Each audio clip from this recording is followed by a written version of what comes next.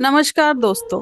मैं हूं अनाया और आप सुन रहे हैं दस्तक अनाया के साथ। दोस्तों, आज की हमारी कहानी चार जिगरी दोस्तों की है। लेकिन इससे पहले, अगर आप इस चैनल पर नए हैं तो चैनल को जरूर सब्सक्राइब करें। ऐसा करने से अगली कहानी की दस्तक सबसे पहले आपके दरवाजे पर होगी। तो मैं आपसे सिर्फ इतना कहूंगी कि अगर आप असली डर को महसूस करना चाहते हैं तो कहानी को पूरा सुनें। तो चलिए, समय को बर्बाद न करते हुए कहानी को शुरू करती हूँ।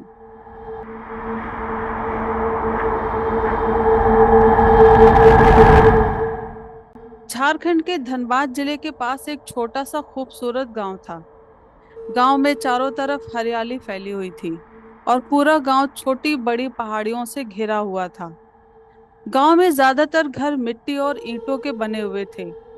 यहाँ के लोग बहुत ही मेहनती थे और स्वभाव से एकदम सीधे साधे और आपस में मिलजुल कर रहते थे। ऐसा लगता था जैसे गांव में कई परिवार नहीं रहते, पूरा गांव ही एक परिवार था। पूरे दिन खेती करते और शाम को हंसी ठिठोली और इसी तरह दिन बीत रहे थे। इसी गांव में चार शरारती दोस्त रहते थे: सौरभ, रवि, नमन और मोहन। चारों एकदम मस्त मौला टाइप के थे। चारों की उम्र लगभग 18 से 20 साल के बीच की थी। गांव वाले इन्हें देखकर हमेशा कहते थे, जहां ये चारों हों वहां कभी शांति हो ही नहीं सकती। दिन भर बस एक दूसरे को छेड़ना, एक दूसरे का मजाक उड़ाना और आपस में एक दूसरे से लड़ना। लेकिन अगर कोई तीसरा कुछ कह दे तो चारों एक हो जाते थे। बस पूरे दिन धमा चौकड़ी मचाते थे और गांव वालों को परेशान करते थे। छोटी छोटी बातों पर शर्त लगाते थे और हारने वाले से अपनी मर्जी का काम करवाते थे। चारों की जिंदगी बस मस्ती में गुजर रही थी।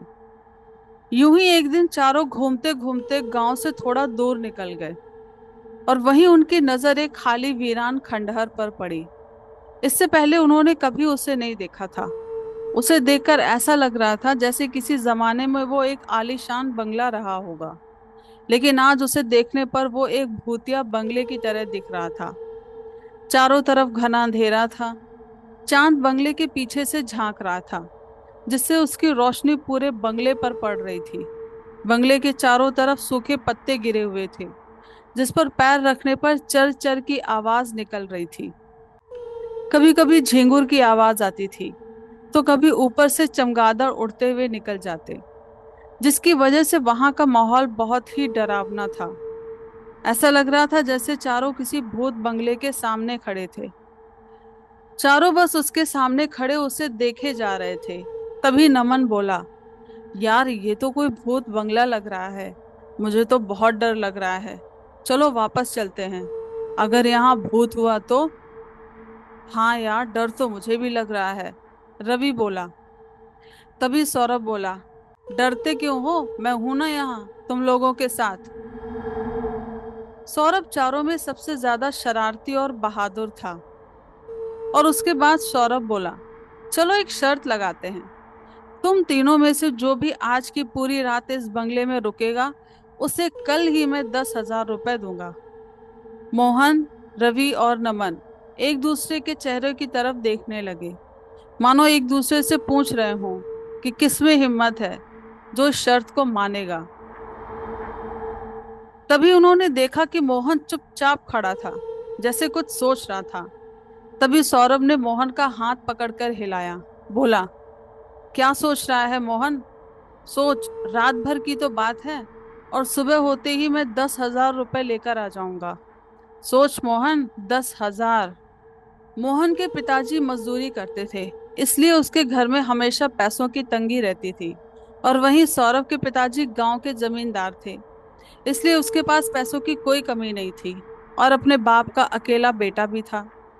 मोहन कुछ देर के लिए चुप रहा और बोला, चलो मैं आज रात यहाँ रुक जाता हूँ, और सौरभ तू कल सुबह पैसे लेकर मुझे लेने आ जाना। और इस तरीके से तुम लोग ये भी देख लोगे कि मुझे किसी से डर नहीं लगता, और साथ ही साथ मेरी 10,000 की कमाई भी हो जाएगी। सौरभ हंसते हुए बोला, ठीक है मेरे शेर, तू आज अपना दम दिखा ही दे फिर। लेकिन याद रख, अगर तू हारा तो मेरा स्कूल का सारा काम तुझे ही करना पड़ेगा। मोहन हंसते हुए बोला, ठीक है। और फिर दोनों ने जोर से हाथ मिलाया। नमन और रवि दोनों हैरान थे। नमन ने सौरभ को मना किया, सौरभ, ये ठीक नहीं। तू जानता है कि मोहन को पैसों की तंगी है, तो तू पैसों का लालच देकर उससे कुछ भी करने को कहेगा। मस्ती मजाक एक तरफ है, ये जगह देखी है, कितनी डरावनी लग रही है। यहाँ कुछ भी हो सकता है। उसे रात में यहाँ कुछ हो गया तो?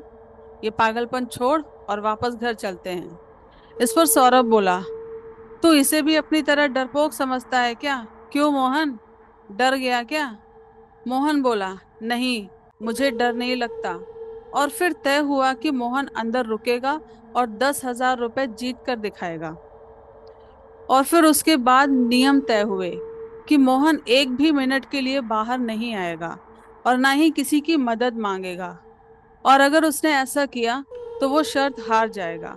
और अगर कुछ उल्टा सीधा हुआ तो नमन और रवि सौरभ का साथ देंगे और इस बारे में किसी को कुछ नहीं बताएंगे। नमन और रवि ने मोहन की तरफ देखा और कहने लगे, भाई एक बार फिर से सोच ले और हमारे साथ वापस घर चल। लेकिन मोहन नहीं माना। बोला, तुम लोग जाओ, सुबह मिलते हैं। सौरभ, नमन और रवि वहां से चले गए और अब मोहन वहां पर अकेला था। इर्द गिर्द कोई नहीं था। उसने इधर उधर देखा और उस डरावने बदसूरत और वीरान बंगले की तरफ बढ़ा। इधर रास्ते में सौरभ रवि और नमन से कहने लगा, यार मुझे नहीं लगता कि मोहन पूरी रात अकेला उस बंगले में रुक सकता है। इसलिए हम बंगले के आसपास रहकर उसकी निगरानी करेंगे और जैसे ही वो बाहर आएगा हम उसे रंगे हाथ पकड़ लेंगे और वो शर्त हार जाएगा और फिर उससे सारा स्कूल का काम करवाऊंगा। सौरभ नमन और रवि को लेकर उस डरावने बंगले से कुछ ही दूर पर खड़ा हो गया। इधर मोहन बंगले के अंदर आ चुका था। चांदनी रात थी, इसलिए उसे बंगले के अंदर देखने में कोई परेशानी भी नहीं हो रही थी। बंगले में चारों तरफ लंबे लंबे जाले लटक रहे थे और जालों में बड़ी बड़ी मकड़ियां। रात के लगभग 2 बज रहे थे। मोहन आगे बढ़ता चला गया और बंगले के बीचों बीच फर्श पर बैठ गया। उधर सौरभ, नमन और रवि इंतजार कर रहे थे कि कब मोहन डरकर बंगले से बाहर आए। उधर मोहन बंगले में बैठा सोच रहा था कि कल सुबह जब सौरभ उसे 10,000 रुपए देगा तो उसमें से कुछ रुपए वो माँ को घर खर्च के लिए दे देगा और बचे हुए रुपयों से अपने लिए कपड़े खरीदेगा। वो शर्त में जीते 10,000 रुपयों को खर्च करने की गणित में डूबा ही हुआ था कि अचानक उसके कानों में पास वाले कमरे से कुछ लड़कों के हंसने की आवाजें आने लगी। उसने जब ध्यान लगाकर सुना तो समझ गया कि ये उसके तीनों दोस्त ही हैं जो उसके साथ उसी बंगले में ही हैं और छुपकर उसे देख रहे हैं। अभी उनके पास जाकर उनको पकड़ता हूँ, मुझे डराना चाहते हैं। मोहन उठा और पास वाले कमरे में गया, मगर वहां कोई नहीं था। फिर उसने दूसरा कमरा देखा, वो भी खाली था, लेकिन उस कमरे में काफी ज्यादा बदबू आ रही थी। और फिर मोहन कमरे से बाहर आकर दोबारा वहीं बैठ गया। थोड़ी ही देर में मोहन को ऐसा लगा जैसे किसी ने उसका नाम पुकारा हो। मोहन उठा और सोचने लगा, हो ना हो ये तीनों ही हैं जो मुझे डराना चाहते हैं, जिससे मैं शर्त हार जाऊं। लेकिन इस बार तो मैं इन्हें ढूंढ कर ही रहूंगा।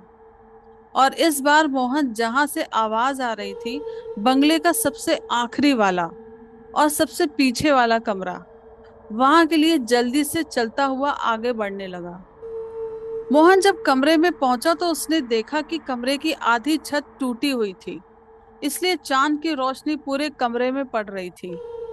उसने देखा उसके दोस्त वहां नहीं थे, लेकिन लगभग उन्हीं की उम्र का एक लड़का दीवार की तरफ मुंह किए हुए दर्द से करा रहा था। मोहन डरते हुए धीरे धीरे उसकी तरफ बढ़ने लगा और उसके पास पहुंचा। उसने देखा कि उस लड़के के आधे हाथ दीवार में धंसे हुए थे। मोहन को पास आते देख उसने अपना चेहरा मोहन की तरफ कर दिया और उसके बाद जो मोहन ने देखा, उसे देखकर उसकी जान हलक में आ गई। उस लड़के का चेहरा ही नहीं था। आंखों की पुतलियों की जगह दो गड्ढे थे, जिनमें से खून आंसुओं की तरह बह रहा था। बस फिर क्या था, मोहन वहां से भागा, और अब उस लड़के की कराहने की आवाज पहले से तेज हो गई थी। और फिर थोड़ी देर बाद आवाज आनी बंद हो गई, और वहां अब कोई आवाज नहीं आ रही थी, और चारों तरफ सन्नाटा था। मोहन अब सोचने लगा कि वहां से जल्दी से निकलकर भाग जाए। फिर उसने देखा कि अब कोई आवाज नहीं आ रही थी, और घड़ी की तरफ देखा तो 3 बज रहे थे। उसने सोचा कि अब तो थोड़ी देर की ही बात है।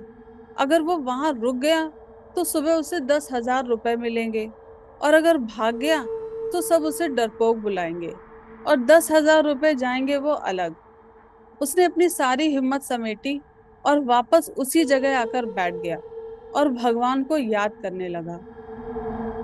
उधर नमन को बिल्कुल भी अच्छा नहीं लग रहा था। उसे बहुत बुरे बुरे ख्याल आ रहे थे।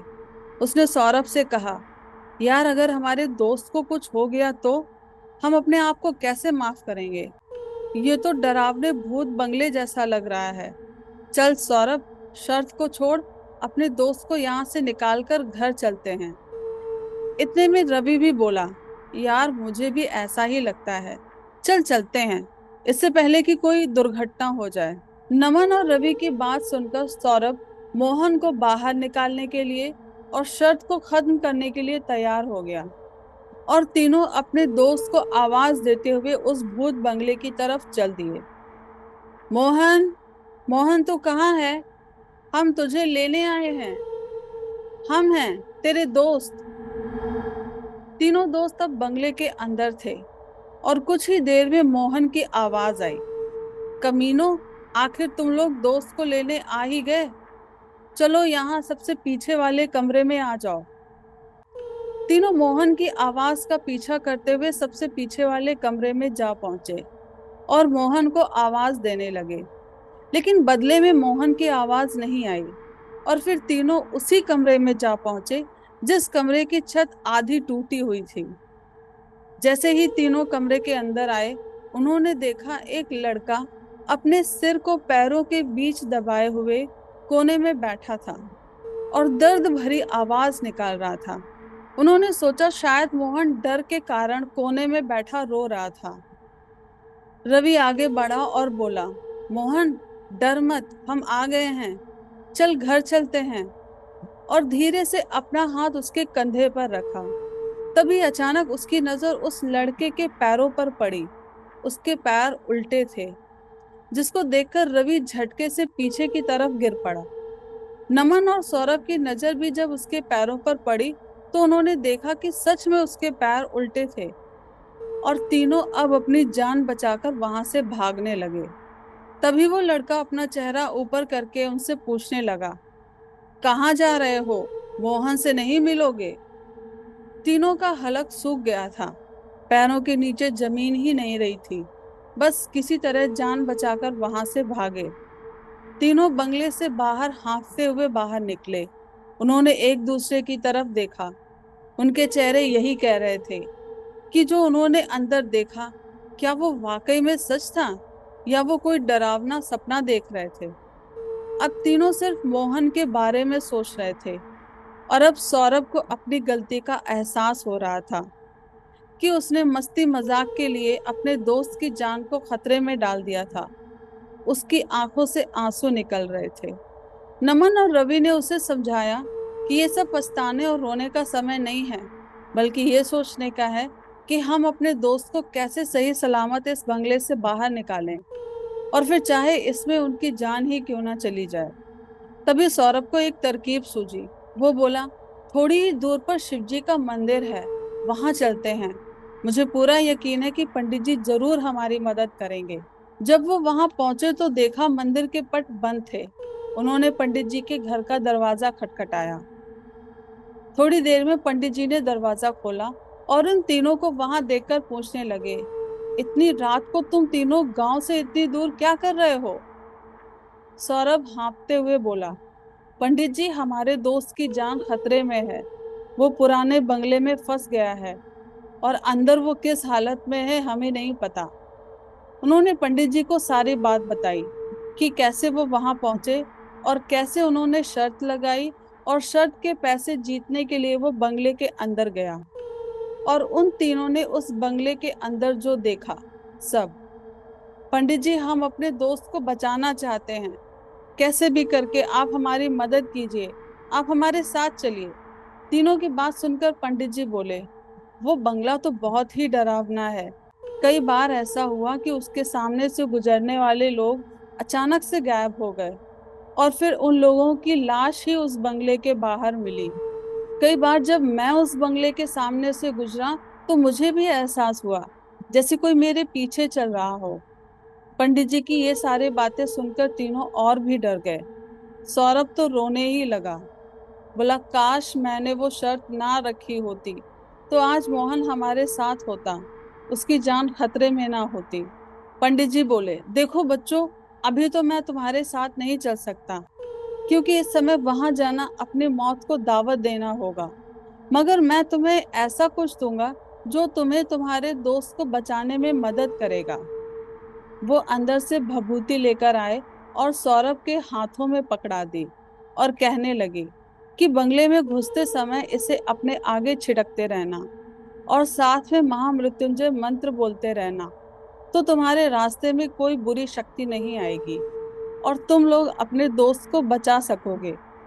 और अब तीनों फिर से उस भूत बंगले के सामने खड़े थे, हाथ में भभूति और मन में मोहन का ख्याल। सौरभ बोला, मैं सबसे आगे चलूंगा और तुम लोग बस मेरे पीछे चलना, और कुछ भी हो जाए इधर उधर मत भागना। नमन और रवि ने हाँ में सिर हिलाया और तीनों मोहन को आवाज देते हुए भूत बंगले में घुस गए। नमन सबसे पीछे चल रहा था और कुछ ही दूर जाकर उसे एक कमरे से मोहन की आवाज आई। वो थोड़ा रुका और आवाज को ध्यान से सुनने लगा कि सच में ये मोहन की आवाज है या किसी और की। इतने में सौरभ और रवि आगे बढ़ गए। नमन ने उन्हें आवाज दी, रुको, शायद वो यहीं पर है, मुझे उसकी आवाज आ रही है।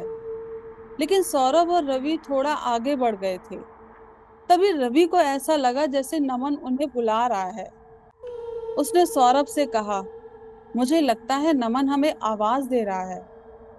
सौरभ बोला, नहीं, वो हमारे पीछे ही होगा, मुड़कर मत देखना, ये भूत बंगला हमें छल रहा है।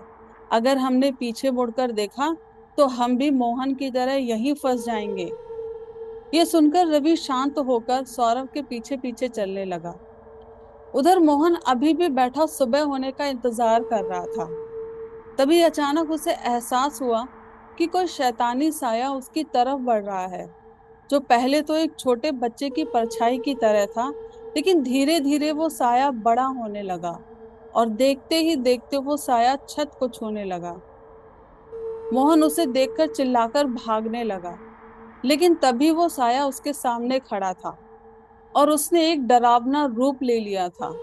लंबे लंबे हाथ और उंगलियों में लंबे पैने नाखून, उसके पैर मुड़े हुए थे और चेहरा बिल्कुल खाली था। न आंखें, न नाक, न मुंह, बस पीला सपाट चेहरा। उसके चलने पर उसके कदमों की आवाज नहीं आ रही थी, बस हवा में एक भारीपन था और धीमी फुसफुसाहट सुनाई देती थी, मानो सैकड़ों लोग एक साथ कुछ बुदबुदा रहे हों।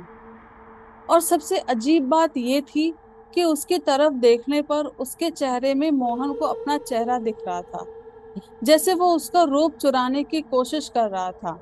वो मोहन की तरफ बढ़ने लगा और उस पर झपटा और अपने पैने नाखूनों से उसे खरोंचने लगा। मोहन पूरा खून खून हो गया था और दर्द से चीख रहा था कि उसकी चीख उसके दोस्तों तक पहुंच गई। मोहन की आवाज सुनकर रवि और सौरभ भी उस बंगले के बीच वाले कमरे में आ गए जहां मोहन था। उन्होंने देखा कि वो साया मोहन को नाखूनों से नोच रहा था और मोहन पूरा लहूलुहान हो चुका था। सौरभ और रवि को अंदर आता देख शैतान मोहन को टांग से पकड़कर घसीटता हुआ कमरे से बाहर ले जाने लगा। ये देखकर दोनों मोहन की तरफ दौड़े और इससे पहले कि वो मोहन को कमरे से बाहर ले जाता, रवि ने उसका हाथ कसकर पकड़ लिया और सौरभ ने उस पर पंडित जी की दी हुई भभूति डाल दी। भभूति पड़ते ही शैतान जोर जोर से चिल्लाने लगा। उसने मोहन को झटके से छोड़ दिया और उसका शरीर जलने लगा और थोड़ी ही देर में वो वहां से गायब हो गया। सौरभ और रवि ने देखा कि मोहन खून से लथपथ था और दर्द से करा रहा था। दोनों दौड़कर उसके पास गए और तीनों दोस्त कस के एक दूसरे के गले लगकर रोने लगे। जब बहुत देर तक नमन दिखाई नहीं दिया तो मोहन ने पूछा, नमन नहीं दिखाई दे रहा, वो घर चला गया क्या? नहीं, वो हमारे साथ ही था और सबसे पीछे चल रहा था, लेकिन अभी नहीं दिखाई दे रहा। सौरभ बोला, चलो अब हमें यहाँ से जल्दी निकलना चाहिए, क्योंकि हम इस बंगले में कभी भी फंस सकते हैं। यहाँ और रुकने से हमारी जान भी जा सकती है और हमारे पास भभूति भी थोड़ी ही बची है और नमन को ढूंढना तो अभी बाकी है।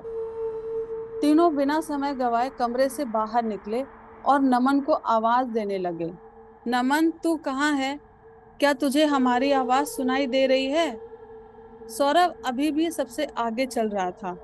उसके पीछे मोहन था और सबसे पीछे रवि चल रहा था। उन्होंने उसे सभी कमरों में देखा और देखते देखते वो उसी कमरे में पहुंचे जिस कमरे की आधी छत टूटी हुई थी। वहीं रवि की नजर उस लड़के पर पड़ी जो उस सूखे पेड़ पर बैठा था और जिसे पिछली बार उन्होंने कमरे के कोने में बैठा रोता हुआ देखा था और जिसके पैर उल्टे थे। रवि अचानक चिल्लाया, सौरभ देख, वही शैतान लड़का, वो हमें ही घूर रहा है। रवि का बस इतना कहना भर का था कि वो लड़का रवि के सामने कूद गया और रवि को नीचे गिराकर उसका गला दबाने लगा। उसका दम घुट रहा था, चेहरा एकदम नीला पड़ चुका था और सांसें लगभग रुकने ही वाली थी। तभी सौरभ ने सारी भभूति उस शैतान लड़के पर डाल दी, जिससे उसने रवि को छोड़ दिया और वहां से गायब हो गया। अब तीनों दोस्त और भी ज्यादा डर गए थे, क्योंकि उनके पास भभूति भी खत्म हो गई थी और नमन को ढूंढना तो अभी बाकी ही था और अब वो चारों तरफ से खतरे से घिरे हुए थे। सौरभ ने मोहन और रवि से कहा, तीनों एक साथ हाथ पकड़कर चलेंगे और कुछ भी हो जाए एक दूसरे का हाथ नहीं छोड़ेंगे। और अब तीनों नमन को आवाज देते हुए बंगले के बाहर की तरफ बढ़ ही रहे थे कि तभी मोहन की नजर नमन पर पड़ी। तीनों नमन की ओर दौड़े। वो पेड़ के नीचे बेहोश पड़ा था। तीनों ने उसे उठाया और बाहर लेकर आए। थोड़ी ही देर में नमन को होश आ गया। सुबह का लगभग 5 बज चुका था। अब वो अपने गांव की ओर बढ़ने लगे। जब चारों दोस्त गांव पहुंचे तो देखा पूरा गांव जाग रहा था और उनके परिवार वालों का तो रो रो कर बुरा हाल था। मोहन को जख्मी देखकर सब डर गए थे। सब उसे देखकर पूछने लगे कि उसकी ये हालत कैसे हुई थी। चारों ने पूरी कहानी बताई कि उनके साथ रात को क्या हुआ था। अब चारों अपने अपने घर चले गए और जाकर सो गए। थोड़ी ही देर में नमन के घर से रोने की आवाजें आने लगी। मोहन, रवि और सौरभ और सारे गांव वाले दौड़कर वहां पहुंचे तो देखा कि नमन अपने नाखूनों से अपने चेहरे का मांस छील रहा था और दर्द की वजह से जोर जोर से रो रहा था। ऐसा लग रहा था जैसे कोई उससे जबरदस्ती ऐसा करवा रहा था।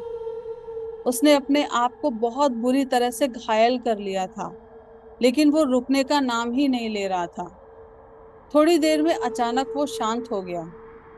वो हम सबको छोड़कर जा चुका था। नमन अब हमारे बीच नहीं था। वो रात नमन के घर मातम की रात साबित हुई। सारा गांव सदमे में था। तीनों दोस्तों को यकीन ही नहीं हो रहा था कि नमन अब उनके बीच नहीं था। अचानक उन्हें उसके साथ किया हर मजाक, हर शरारत, हंसी, झगड़ा सब याद आने लगा। तीनों के आंसू रुकने का नाम ही नहीं ले रहे थे और मन में बस एक पछतावा, काश उन्होंने वो शर्त ना रखी होती तो आज उनका दोस्त उनके बीच होता। दोस्तों, किसी भी रिश्ते का मतलब तभी समझ आता है जब वो शख्स हमारे साथ नहीं होता। तो ये थी हमारी आज की कहानी। मुझे उम्मीद है कि आपको ये कहानी पसंद आई होगी। कमेंट करके मुझे जरूर बताना। तो चलिए मिलेंगे अगली दस्तक में अनाया के साथ।